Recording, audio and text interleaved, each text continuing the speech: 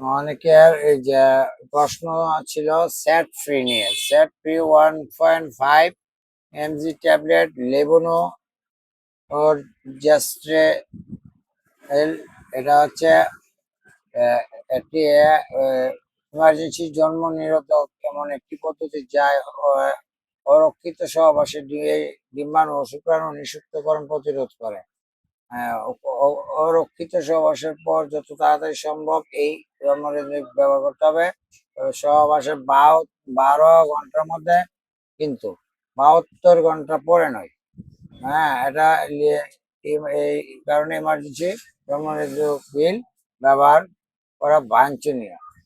হ্যাঁ, এটা অনেকেই প্রশ্ন করেছেন। ইমকন, নরিক্স, তারপরে এই যে নবিস্তার হচ্ছে স্যাট ফ্রি।